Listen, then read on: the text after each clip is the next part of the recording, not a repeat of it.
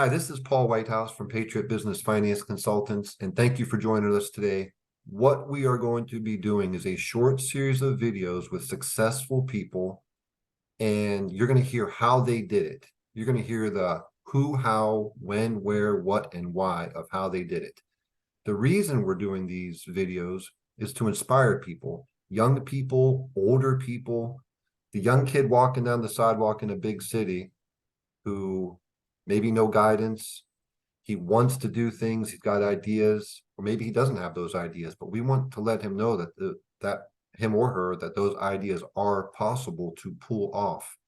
And what better way to do it other than show real life action hero examples of how it was done. So with that, I have my good friend right here, TJ Campbell, based out of Los Angeles. His company is GYI Services. The website, www.getyourins, IN stands for insurance, getyourins.com. There's so many things that I could tell you about TJ. I'm just going to list off a few of them, then he's going to tell you about the rest of them. But community developer, he views himself as a community developer more so than a businessman, which that's serious gold right there. Okay. Right out of college, Thoroughbred Sports Academy, which is a summer basketball camp. And he's done that for 21 years. He does that with the purpose to mentor the youth, to guide them towards education, to guide them towards college, to guide them towards business.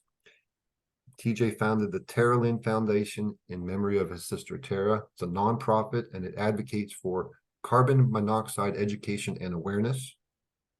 CD Tech, Community Development Technologies. TJ is going to tell you about that. That's exciting. And he is for California, correct me on this, for Hawaii also, TJ? Okay. NAACP, Executive Committee Member in the Cannabis Chair, 2019 through President. With that, TJ, please introduce yourself and just tell us about yourself, please. Well, Paul, I think you did it well enough. My name's TJ Campbell. I grew up in South Central LA. I like to say, like I said, I consider myself as a community developer more than a businessman. But there's a story behind that. I've done a lot of nonprofit work, and I worked for a mentor, I would say, a lady who taught me a lot about having impact in your community. When I was, I think in 1999, 98, 99, they're developing the Staples Center area. And I was working with a nonprofit called SAGE, which is Strategic Actions for a Just Economy, kind of helping with that whole gentrification process of the Staples Center, downtown LA Live area, which we all enjoy now. And looking at displacement from families and just literally learning how community economics work on the grandest scale, if you will. And learning from a mentor, teaching me community development. She told me her name is Gilda Haas, which again, she has a resume that's astounding of her own if you decide to look her up. But she told me, she was like, TJ, I always see you. Like, I guess my presence was like a businessman. I carried a little briefcase, not a backpack, and not a loose briefcase, not the hard one. But and so she said, I can see you being a businessman. You should start with what you know. And that was profound advice for me, because my only discipline, the reason why I could not see myself as a businessman was because I consider myself a basketball player. And basketball is my life discipline. So I consider myself as a basketball player. And that was kind of my identity. She's the one that opened my eyes up to see myself in different lights, if you will. And so that's when I started the Thoroughbred Sports Academy. We actually started a summer camp that ran for 24 years. We did camps and clinics, weekly workouts, and it's been 24 years now, actually. And so yeah, that's basically me in a nutshell. You know, that's Go ahead. very interesting what you said, a new identity, because I mean, I've thought about that before, but it's been so long that clicked. We all have our own view of ourselves, our identity. I remember when I had different identities and I didn't think that I could. So I Right. think that's very interesting that you put it that way. Yeah, actually, I wanted, like you said, I know that this is to inspire future entrepreneurs, future business people, young people, and people who are deciding to make a change for themselves. So I thought it'd be important to make sure that that piece was in there because it is a very crucial piece to the things I've done since and the things, you might be giving me respect for as being successful. And so it all starts with somewhere. And I think it also starts with the story you tell yourself and the story that you share with the world. And so that was a big deal for me. I never thought about it that way until she presented it that way. Right. How old were you, TJ? Um, so I was probably like 22 or 23 at the time. Just finishing up college basketball and kind of looking, trying to figure it out.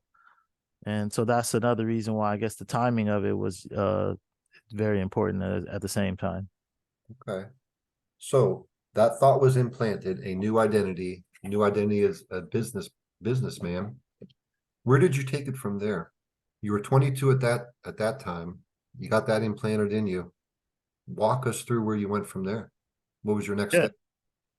So again, just thinking about it is, the profound piece that I got from that was I could define it for myself. Mm. And that was my job and responsibility, right? And so from there I started to test the waters, if you will, see the things that really woke me up in the morning, was what drove me outside of just my, like I said, basketball, and then also being able to implement the discipline that I received from working on my basketball game and developing myself as a person that way. So to find what things that messed with that really well. And of course, basketball and the basketball business was an easy transition. But I was looking past that to see how did I want to have impact in my community and how could I best do it with the knowledge base and the experience that I received, right?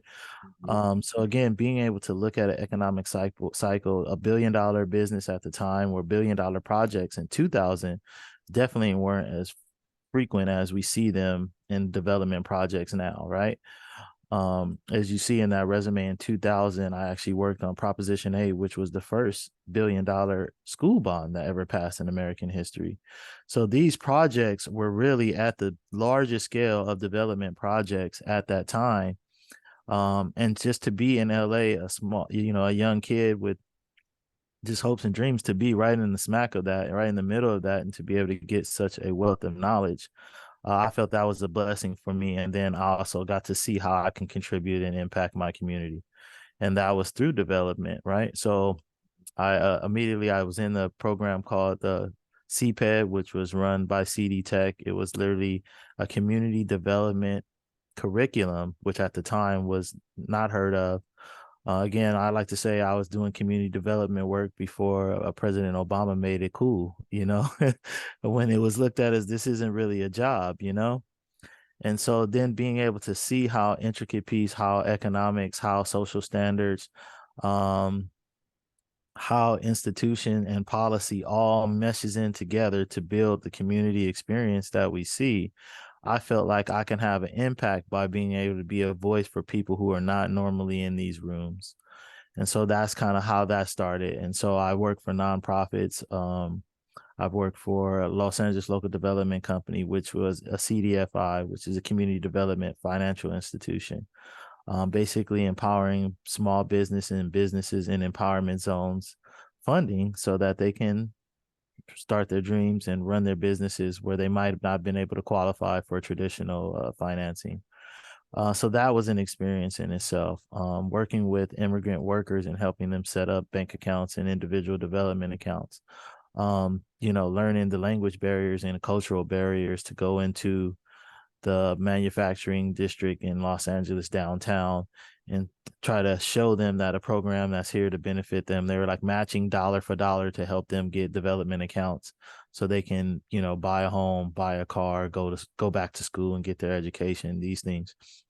It was all just a great run of top level community development work, which I felt like gave me an opportunity to really have impact in my community. And so then when I decided that I wanted to start a business, a community business, I looked at insurance as the way because it also goes into compliance.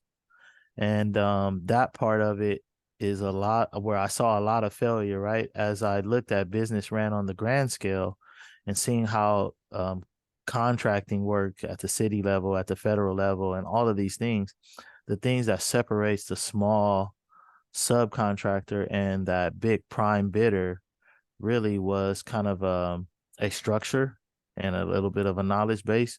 So that's where I wanted to be able to bridge those gaps through insurance, not only do policies and make sure that you have coverage for the type of business that you run, but also be able to give you some of that knowledge base on how to impact the community and build customer loyalty by being a real citizen of the community, not just an institution or an entity that makes money in the community. And so that's where I literally started to blend the two knowledge bases, the community development, the community planning, economic development, which I received my degree in and my practitionership in. And then really what my drive was for insurance is to help families be whole and help have an impact in financial literacy and personal finance. So those are the two things that I saw as which created me a system, right? So I blended those things in to create a business model where I use a 7-point system for families and for businesses to create a holistic solution. And so I know this is only an hour long, and you jump in whenever you want, Paul. I'm soaking it in. They need to hear I, this. I'm soaking okay. it in. Okay, well, I can, like I said, I can talk, but I'll just share with you my 7-point system, and it works for. I'll go through the personal side and the business side, which is, I use the acronym FREEDOM, and so F stands for final decisions. Something were to happen today, what would you want in place for your life? What would you want your life to stand for? And so we really do use that, and then work from the end back to the beginning, right? Start with the end in mind. From there, I'll go with retirement choices, right? Planning and having an execution and a vision for yourself at retirement age. What does that look for you? And it's all about defining these things for yourself. As a family, that's what gives you the plan. And I believe as a businessman and a business owner myself, you have to have a plan, right?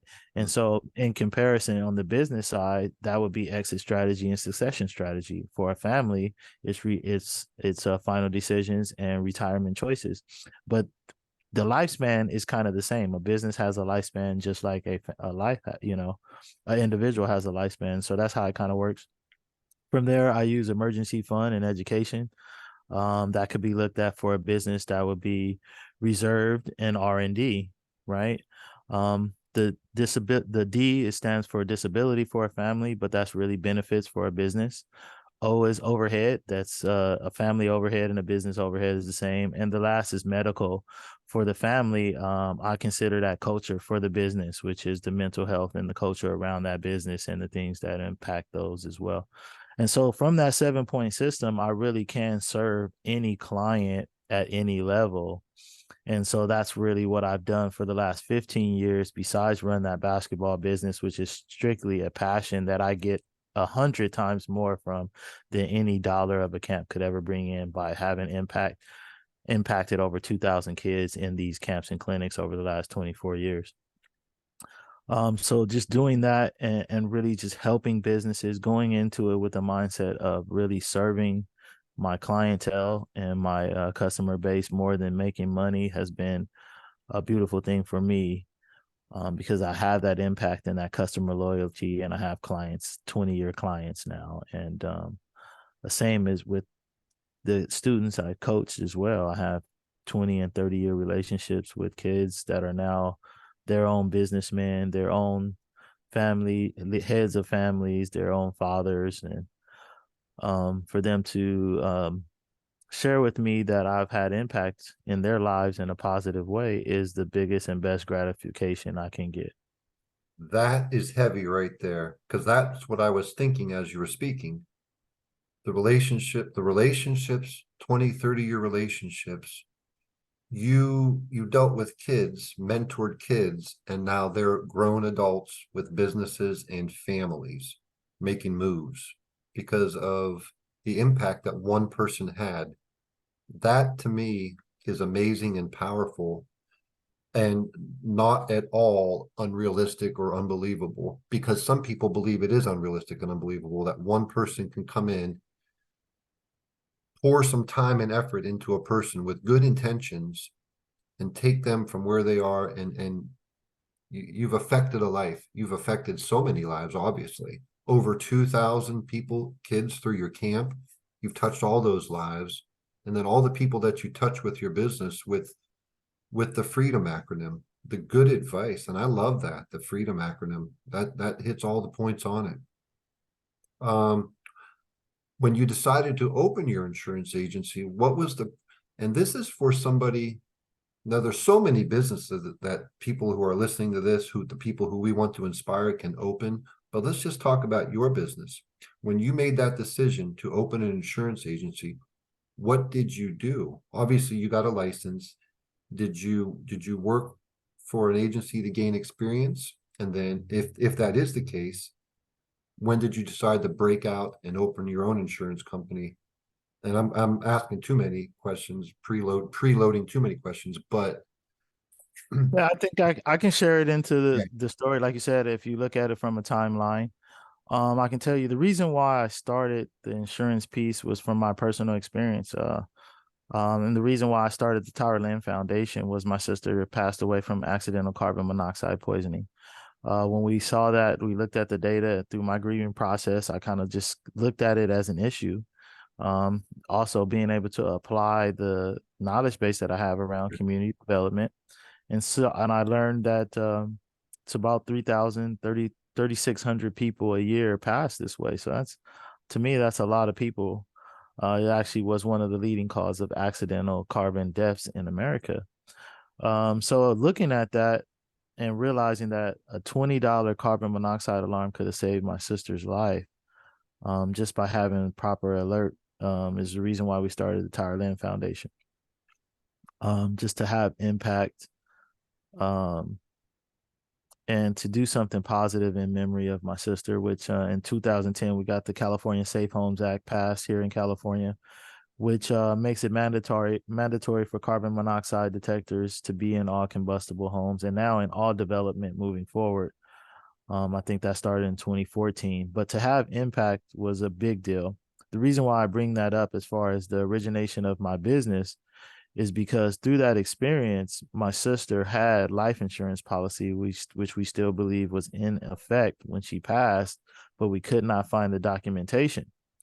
And so we went through a bunch of process, like literally tried to look through all of her papers during and trying to figure out where she's paying the premium. The reason why I know I was is because I was the beneficiary of the policy, and I remember her calling me and getting the information she needed to complete the application process.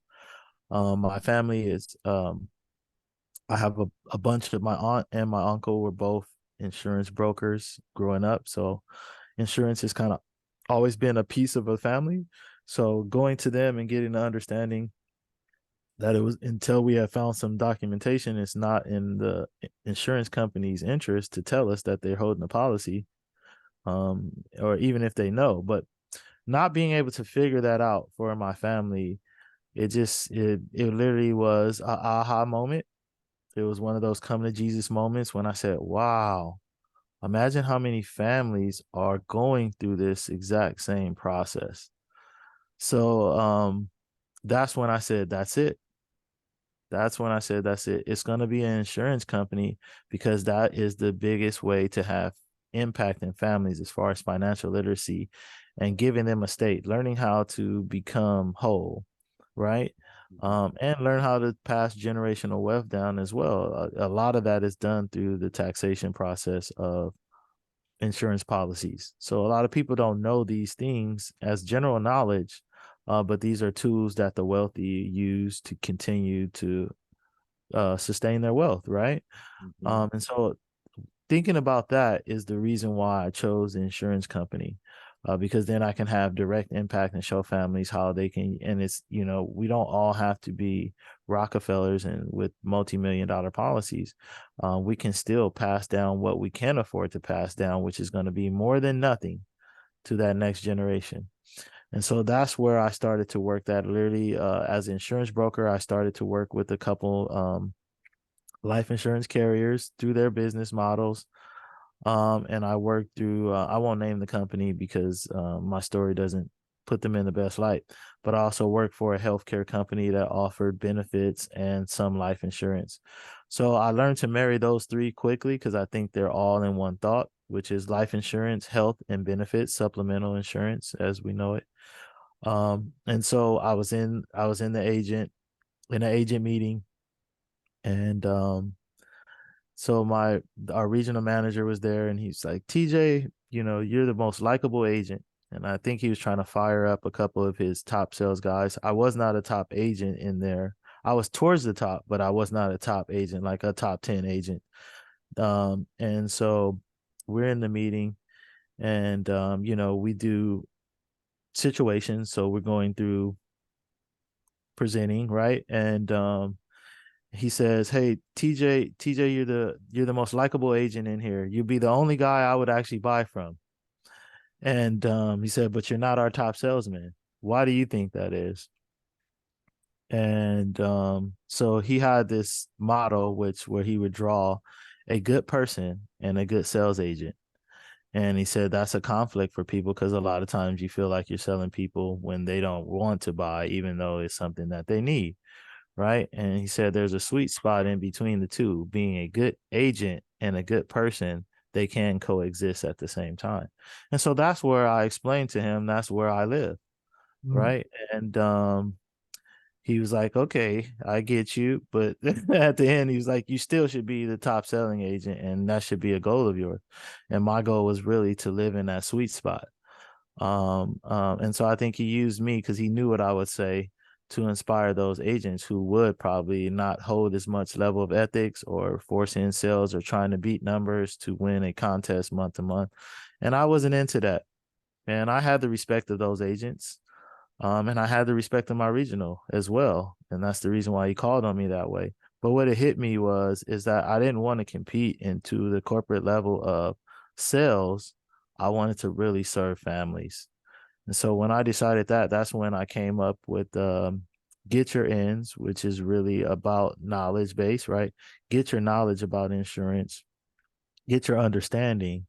And so GYI services was built out of that, which is Get Your Ends is really about the insurance piece, but also the knowledge base and financial literacy that needs to come with it. We offer in GYIservices.com, which is more of a service based and financial services business than actual insurance. So for families, those things come in a form of education, budgeting, planning. For businesses, it could be, we offer merchant services. We offer some financing pieces as well as business planning around that and consulting.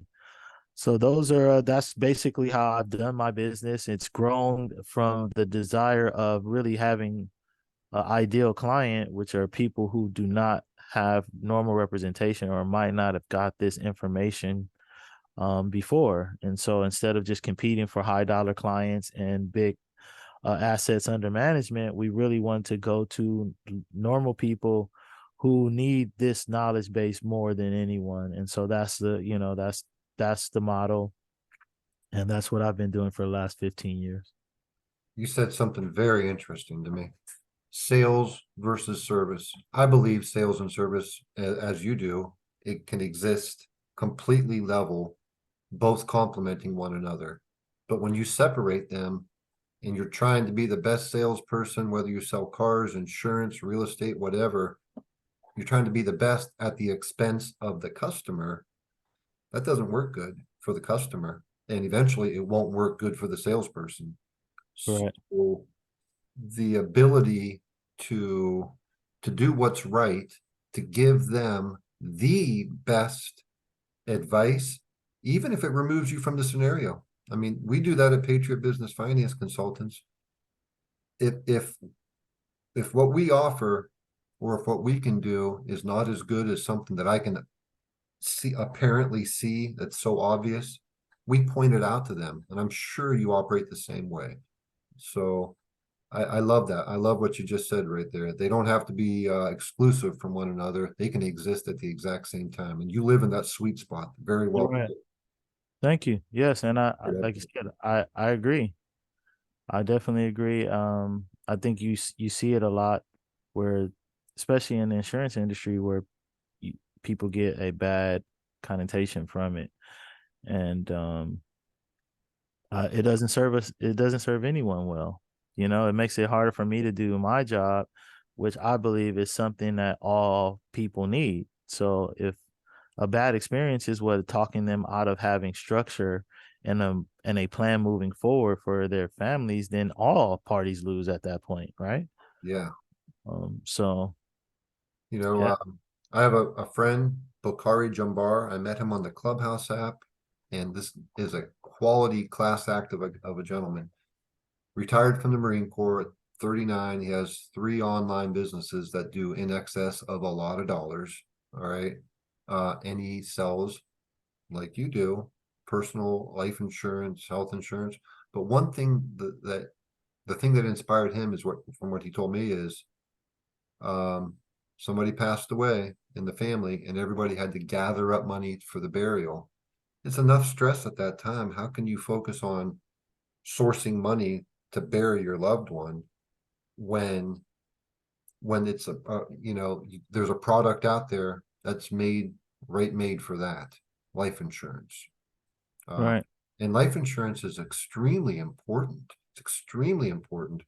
And you spreading the word about the financial literacy and here's why you should have it.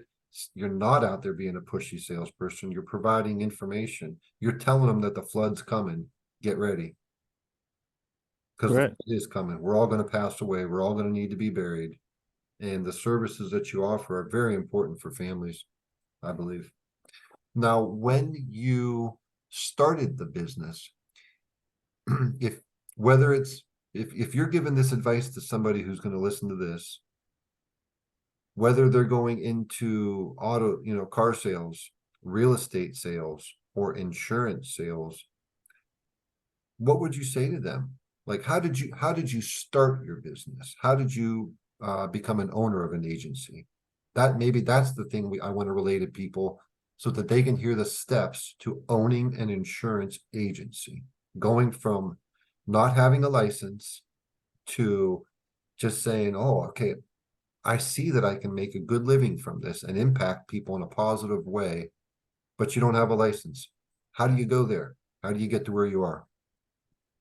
Right. So it's kind of the same way. I think that that's a good point. To me, it all had to start with the vision and what did I want to do? How did I want to impact that? And I think it's so important for us all to have planning, right? And to be able to have the courage to live out. I believe everyone has something in their head that it literally moves them in life. And sometimes we don't have the courage to follow, right? And take those steps and do the work to get us to those points. And I was at that point, right?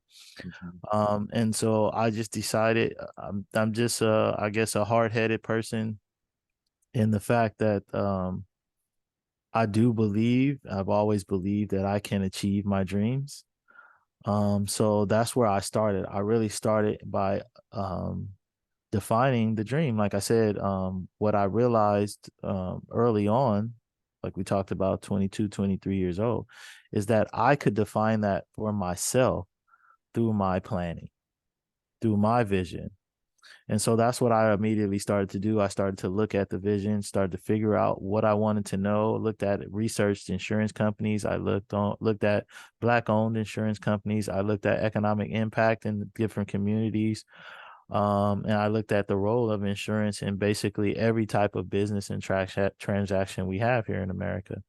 So that's where I started to kind of set that piece. And then my goal was to be a national financial depository on the insurance side, right? Which is focused on that way. I now get the exposure of all of America being able to offer them this service because you see in all the regions that lack of understanding and a level of poverty is in every part of America. So that was my solution, right? I see that as a major problem. I think economics and commerce is the fastest way to create change if you look at American history. So I think being able to teach our average citizen that they do have power through that process and how to protect it, and again, create that, be indemnified from just life, was the best spot for me. And so from there, I went and got my license. I started to, like I said, I started to work businesses, started to take on mentors. I had family members and other people who I trusted who were already in the industry to teach me what they knew about life insurance as well as commercial insurance, the industry as a whole, to start to introduce myself to people that I saw as successful. And then to start finding people who were actually doing a version of what I thought was important, right? And I know you asked me, we're talking about success. I like to say success is a worthy ideal pursued every day. So it's something that you have to produce. You produce success every single day with your work of that day. And so that's what that would be the next piece, and how I built and grew my business was just working every single day on myself, improving myself as first a sales agent, then a broker of insurance. And so once I got the different mentality, which is the baseline understanding of sales in the arena of insurance, I did that from the corporate standpoint, working with large name carriers, nationally known carriers that have turnkey systems. They bring in the leads basically, and I present every day, all day long. Right. At that point, I felt like I knew what was needed and I could serve clients by being able to describe it, tell them what it's about and why they need it. At that point, I realized that wasn't enough. And then I got what I call my broker mentality. Is now, instead of me taking products to families and pitching them products, I now take families to the market to get their needs met. And so I think that's when I changed from a agent and kind of a corporate business mindset to my independent agent broker mindset, which is, no, I'm going to do it my particular way and stick to the vision. So when you talk about advice, I think the best advice is to spend that time, like they say, sharpen that saw before you cut. And so spend that time in really figuring out what the vision is, define it as best you can without allowing it to slow you down. You have to still continue to move and build on it every single day. And so that's what I did. I worked as an agent. I built every single day. Once I was able to see how I could use my knowledge base to actually execute in the fashion that I believe my vision was in, which is really taking families to the market, that's when I started to do what I'm doing now. It's just now I'm at the point of mastery where I'm trying to get better at providing that service every single day to my families, being able to duplicate it, be able to share it to other agents so that they can use that model and grow their own business and make it really a successful turnkey system, and doing the same thing for businesses as well. Wow. Point of mastery. I understand what you're saying by that. Let me tell you what I took from everything you just said. Belief. It starts with belief. So whether it is, and again, our target audience for somebody listening to this is somebody who's doesn't have the vision, doesn't have the hope, but they know there's something, right? So it's belief. Believing that is possible, seeing that is possible, which is obvious all around us. All they got to do is look at you and look at so many other business owners. There's millions to look at and say, they did it. I can do it. I've got 2 arms, 2 legs, a torso, a heart, and a brain and a head, just like they do. Nothing separates us. Nothing separates us other than belief, information, action. So becoming an expert, that's exact in every field. So for that person that we're talking about, who we want to inspire, they can become an expert in anything. Now, obviously, some things are more difficult. To become a NASA scientist, I'm not even trying that, right? But there's simple things that we can become an expert in. A pizza shop. Buy a pizza shop. And here's a fact for everybody listening. Most businesses sold in America are sold through owner financing. We do business financing, and we can help you get that pizza shop, but we can also give you the information and advice if you don't have the down payment, because it takes a down payment to get a pizza shop. And I've done this. This is one of my stories. I had no money and didn't have good enough credit to buy it. I wanted a business, and all of a sudden there's a pizza shop in the classifieds, right? Pre-internet. I went to him and I said, how about $1,000 down? Let's agree on payments and let's work it out that way. And he said yes. So that took me to where I had to become an expert in making pizzas, and that's not hard. But becoming an expert in the field that you choose, then putting it into action, like you said, you worked on it, all of a sudden click, you went from the corporate mindset to the owner broker. You're going to do it your way because it works, and that you took it to the point of mastery. Let me ask you this question. Can anybody do this? Yes. Yes. I don't, you know, although my mom would tell you I'm special, I don't think I have anything extra that the average person of normal capabilities have access to, right? And like I said, I really think it's about success. Success is that worthy ideal pursued every single day. So if you're willing to get up and work towards success every single day, there is no limitations. So what is the spark? Because like you just said, you feel you're just like everybody else out there. What was the spark? What's the magic ingredient that somebody listening to this, when they're listening to exactly what you're saying, and maybe they still don't think that they can do it, which they're wrong. If you're hearing me, you're wrong. Yes. Listen to TJ. Listen to the other people I'm going to be bringing on these interviews to give you hope and inspiration. But what is that? What's the spark? I think it's a knowing that it is possible, which is as simple as that. Uh, you don't have to look far to see miracles in the world, to see growth, to see production, to see people. There is someone already living the lifestyle that you would like to live, or doing the thing that you would like to do, right? There's a saying, there's nothing new under the sun, right? So it should not be hard for you to identify someone that's doing what you already aspire to do. So if that's true, you have to acknowledge one person, whether you see it in yourself or not.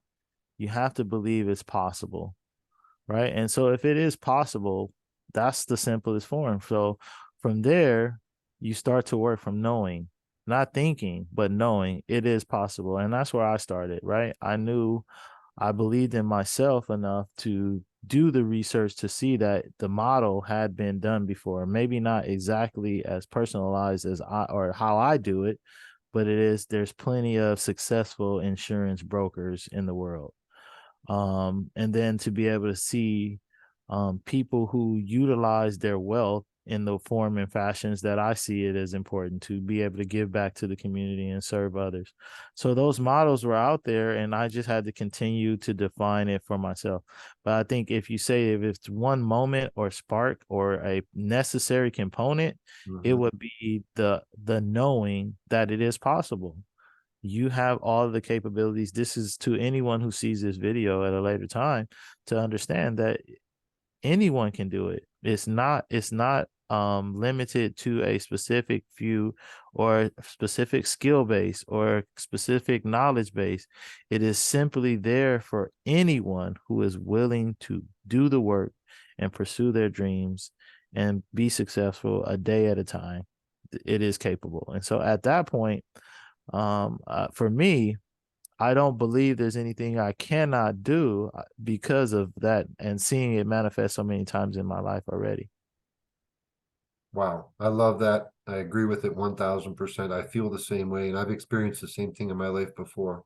Once I recognize that it's possible, that was my spark. It's possible. These people are doing it. I can pull this off. They're not different than I am. I So, agree.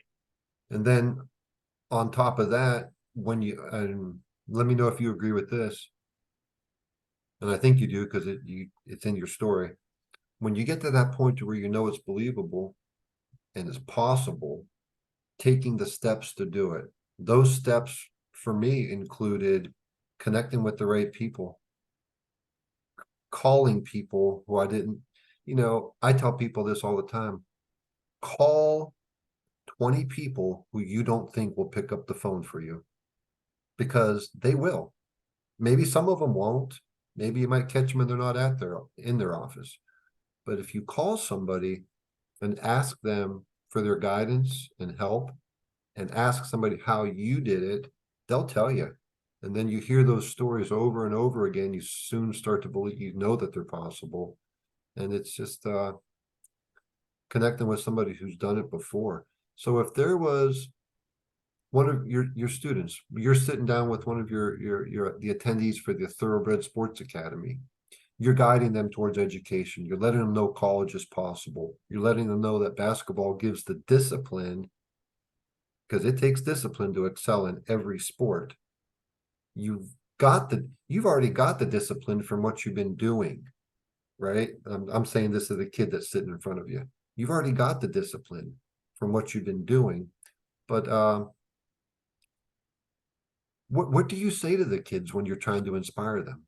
Like, somebody's got lack of hope. What do you say to them to change that? So two things I think is important from what you're saying. One is when you're working on things. So for example, we just this past Sunday, we had a group of kids that we have a monthly meeting for youth council that I'm the advisor for. We actually got a donation to take these group of kids to San Francisco to a state conference in October. So the benefactor or the donor actually, I invited him to the meeting so the kids can say thank you and we appreciate it. And in that meeting, one of the things that he said, and which for them, he was not a traditional donor, someone new that's helped us out and just decided to give to us. And then in that discussion, he and I were talking about when you are working towards something, you never realize how many people who are willing to support your growth. Right? We all, I would say, in my opinion, that there's good in all. Right? In my opinion, I believe that there's good in all, there's God in all. And sometimes we see acts of kindness, right? Mm-hmm. We see acts of kindness. You just so happen to be in my pathway as a kind person, so you needed help and I served you, right? But the fact of the matter is that you are in a specific time and point in your life and you needed help and that was provided. And I think that happens on a grand scale. So when people, and like we say, a closed mouth don't get fed, right? When people allow circumstances in life to keep their mouth closed, that becomes the limitation. And so if you are willing to believe that all things are possible, like we talked about, know that it is possible, at that point, you are actively engaging in the process. And in that, you wouldn't have any shame to ask for the help and support. And it will come from places you would never imagine it to come from. And it's going to show up because it's needed and you're in the right place. So that's what I tell kids who get discouraged, is to understand that, right? Is to understand that the world is looking to support you in your growth. Be fruitful and multiply, right? So you never know. It might not come from the areas, like you said, if you make those 20 calls.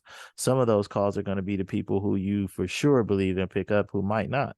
And some of them you are almost sure that they will not pick up, and they do, and they serve you well. So you just never know where that comes from, right? And the second part that I try to make sure kids understand is that it's the golden rule. You get what you give. And so that is the process to me, is that you have to be willing to serve and give first. Like there's a quote that I always use, but it says, and I'm paraphrasing it right now, but it basically says the only thing you get to keep in the world is that what you give. Everything else is literally just a piece of stewardship, right? Everything you own and that you feel like you possess in the world, you will one day pass away, so it will move on or pass away as well. So it's just a matter of time for those circumstances to pass by. And in the meantime, it's just stewardship over those items, whether they're physical or not, over that time period. But that what you give, the help and love I give to people, stick with them and bind them moving forward in their life. So it's a part of them in their existence. And it's actually the only thing that I truly get to keep. Right. Because that can't be taken. And that is something that, I would think good in the world, good overall, and positive energy and love is going to always be here as long as there's a universe. So that's what I try to explain. And then it allows us to see ourselves as bigger than just, because you can see yourself as a speck in certain aspects, but understand that you're a speck connected into the entire universe. Well, that's needed for the universe to exist. So now you're just as large as anything as you could be as small as anything. And I think our rationale and our thought process as humans take us up and down that spectrum all the time, right? But understanding that it is a spectrum, that you are connected to the universe in that way, that way now you can define it and pull that positive energy and that positive experience and what you need out of it, um when you know that is possible. Wow. TJ, I'm trying to form a comment on what you just said, but I can't come up with anything, man. That's beautiful. That's Thank beautiful. you. That's golden. And I agree with you. Like help come, the world wants to help you. People want to share what they've done with and share that knowledge. It's just Yes. not enough people ask them. Right. Right. And I think that's a part of abundance, man. I've been blessed with so many people, like I mentioned, that's just one mentor that I had in my lifetime. There's been so many people that's poured into me without asking anything back. And that's how I was able to grow myself and be abundant in that same level of thinking, which is I want to share with as many people as I can, have impact in that way. You mentioned something earlier. You believe there's good in everybody, and I believe the same thing. Some people we have to drag it out of them, right? And some people are going to give it to you for free. They'll give you everything they've got for free at 100% volume. Then there's the in-between people. But connecting with the people who will give you the information that you need, give you the guidance, that can take you from moving 65 miles per hour down the highway, driving the speed limit. If you're really driving, do drive the speed limit. Speed does kill. But if you're in life and in business, don't go the speed limit. Ignore the speed limit. Everybody puts self-imposed speed limits on themselves. I suggest going 2,000 miles per hour as fast as you can. Whatever mistakes you might make along the way, take them in as mistakes and experience. But do it. Don't wait. Don't wait till you are. I mean, certain things you have to wait. You have to wait until you're licensed before you can sell policies, right? But get that education at 2,000 miles per hour. Study more than anybody else is studying, and move at speed, and things happen. Yes. What else would you like to tell us about yourself? Um, like I said, I think I've shared a lot, man. I think, again, for me personally, I just don't take myself that serious, to, just speak towards myself personally. But as far as, um, what it takes and how to inspire people and all of the things that you're looking to do with, with your show is stuff that there's just so many pieces that I would like to just, I could be here all day. I guess we could be here all day talking about how to connect with people and how to inspire people. But to me, it really boils down to really. So what I would like to say is there's two processes, the two things that I think every individual need to do, which is look within themselves and really find out who that true person is and who they truly are, and be able to accept that. And then being able to take that out and get in alignment with the world in that way. I think those are the two things that anyone should do. And it is inspiring because then it allows you to truly be yourself and enjoy the experience in life. And that, to me, that's the most inspiring thing that I can say. And then for those who already at that point, which is they've done that work within themselves and they know who they are and they have that vision and they're now building and working on that vision, I would say the biggest, best advice I can give them on that is really integrity in that moment of choice. And what I mean by that, that is discipline, if you ask me. If you have a vision and you have defined what life is going to look like for yourself, every single, all of existence, your whole existence at that point becomes a challenge towards the integrity of the vision that you've created for yourself. And so, if you are disciplined enough to keep that integrity in the moment of choice, meaning the things that you do on a day to day basis actually support the vision that you have in your brain, I believe it will manifest over a period of time. And I can't tell you that exact time. There is no blueprint on that. But I think it is measured, like you said. If you want to do it at 2,000 miles per hour, you have to believe it wholeheartedly and support it with that supportive action.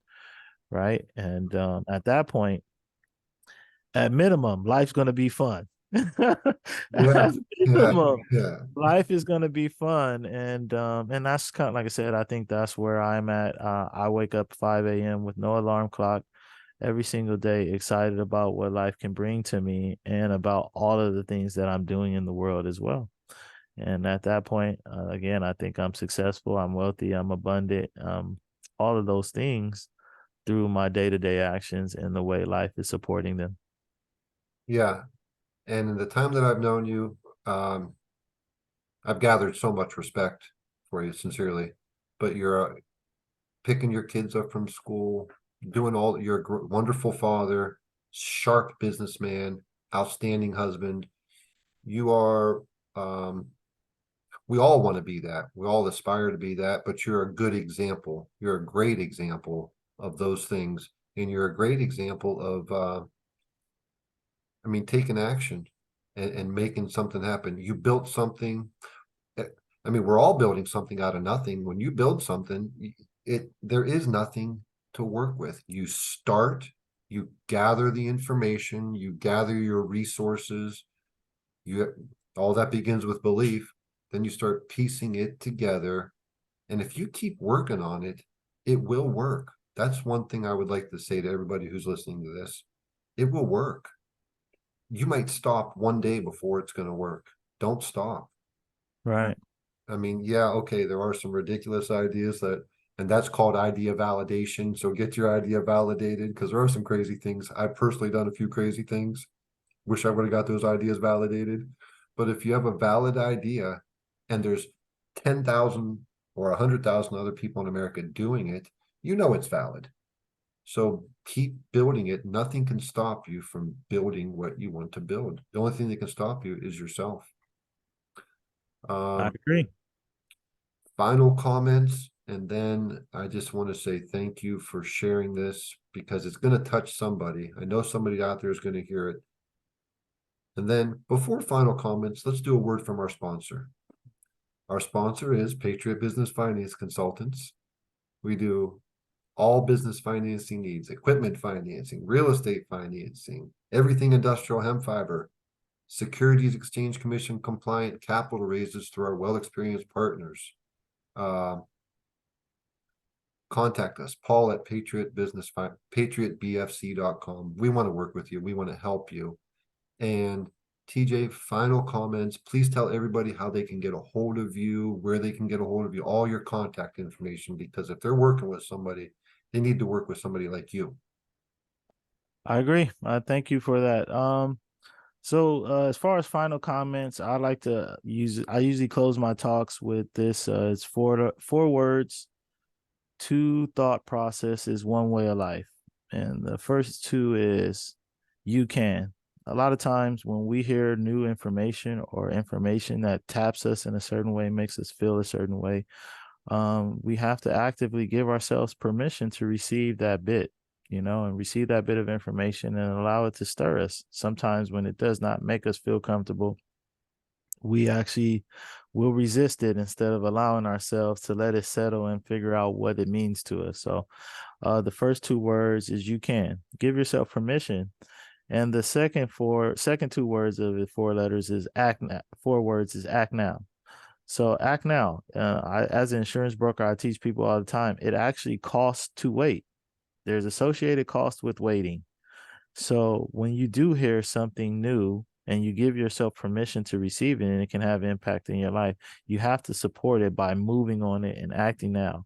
Galvanize it, give it legs, give it legs. So that's what those are my final comments, is you can act now.